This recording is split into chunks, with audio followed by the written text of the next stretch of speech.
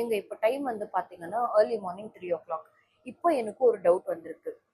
பீரியட்ஸ்ல இருக்கும்போது நான் மட்டும்தான் இப்படி பைத்தியம் மாதிரி இருப்பேனா, இல்ல எல்லா பொண்ணுங்களே இப்படிதான் இருப்பாங்களா அப்படின்னு. என்னன்னு பாத்தீங்கன்னா, எனக்கு என் மூஞ்ச பார்க்கவே எனக்கு பிடிக்கல. இப்போ கூட செல்ஃபில தான் இருக்கு. எனக்கு பிடிக்கல.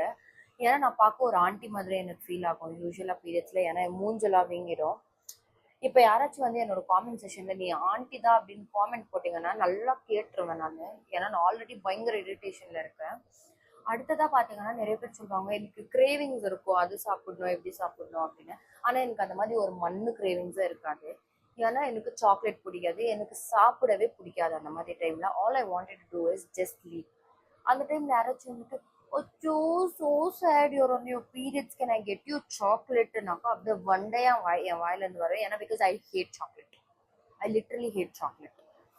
அடுத்ததா வந்துட்டு எனக்கெல்லாம் பீரியட்ஸ்ல எனக்கு வயிற்று வலியே வராது. உங்களுக்கெல்லாம் எப்படிதான் இவ்வளவு வலி வருதோ? Maybe you guys are pretending, maybe you guys are ஆக்டிங்னு. ஐயோ முண்டோம், உனக்கு வயிற்று வலி வரலனா பி ஹாப்பி அபவுட் இட். ஏன் என் வயிற்றுல கலப்புற? Because I suffer every month on my periods. நீ என்ன சாப்பிடுறியோ என்ன மீறியோ தெரியல, உனக்கு வயிற்று வலி இல்லை, எனக்கு வருது. இன்னொன்னு மெயினான விஷயம் என்னன்னா, இந்த பீரியட்ஸ் டைம்ல நான்ல ஏன் தான் உயிரோட இருக்கேனே எனக்கு ஒரு ஃபீல் வருங்க.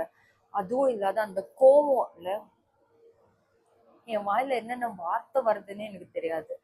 யாராச்சும் என்கிட்ட வந்து பேசினாலே எனக்கு அவங்கள பூ அப்படின்னு துப்புணும் தாங்க வரும். But sometimes I can't.